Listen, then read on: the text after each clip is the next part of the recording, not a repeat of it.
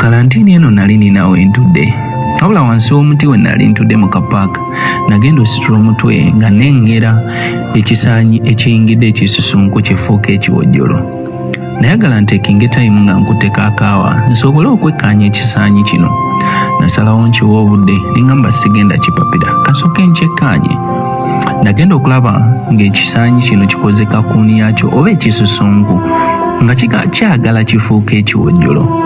Wabula ebbanga nga litambudde kyakuba akatuli mu kisusunku nga kirwana okufuluma naye ng'ate tekisobola. Nasalawo nkikkaanye nalaba nga kiremereddwa nengamba oba nkiwa obuyambi. Nasalawo nkiyambe nalina akaamakansi ke nalina mu bbaaga yange nenkajjayo nsobole okiyamba kiveemu. Era nasituka nenkunukkiriza ekisusunku nensalako kapaati n'engazi akatuli. Mugazi akatuli nasiriikirira nenindirira ndabe ekisaanyi kino nga kifubutukayo era kyafubutukayo ng'ekiwojjolo. Mukuvaayo nakirinda kibuuke kuba nkimanyi bitera okubuukirawo wabula kyagezangako gazi ebiwawaatiro naye nga tebisobola kugaziwa. Wabula mukukitunuulira ennyo nalowooza oba nina ekikyamu kye nkikozeeko.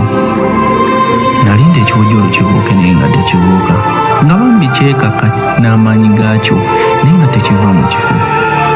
Oluvannyuma ennyo nagenda okitegeera nti munaye ekiwojjolo kino nali nkiziŋŋamizza era bulamu bwakyo bwonna kyali tekisobola kubuuka. Nawulira ennaku nenneekaanya era mutima nentandika ogamba nkoze ntya oba nkoze kyaki.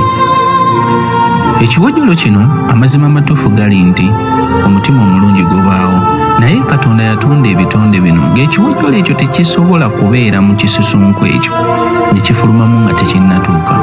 Era akatuli ne bwe kikubamu akatuli katya kiba tekisobola kuvaamu nga tekituuse, kiba tekinnafuna maanyi ago. Obuyambi bwange bwaleetera ekiwojjolo kino okuba nti tekisobola kubuuka kuba mu butonde bwakyo Katonda yakitonda ng'ekituukiridde mu kyo kye kisobola okufuluma ekisusunku ekyo. Ekyokuyiga ky'olunaku olwaleero, ebiseera ebisinga mubeeramu abantu nga omuwa obuyambi naye ng'abadde alina experience gy'alina okuyitamu okutuuka gwe ku ddaala oba omutadde. Ojja musitula omugye ku ddaala gw'olowooza nti omuyambye naye ng'ate mulimu ensonga ng'omuntu mu butonde bwe ng'alina kusooka kuyiga bwe bazikwasaganya nga ebintu ebimu mu bulamu bwaffe ng'omuntu oyo alina kusooka bitoba n'amala n'afuuka ekyo ky'omwagala abeere.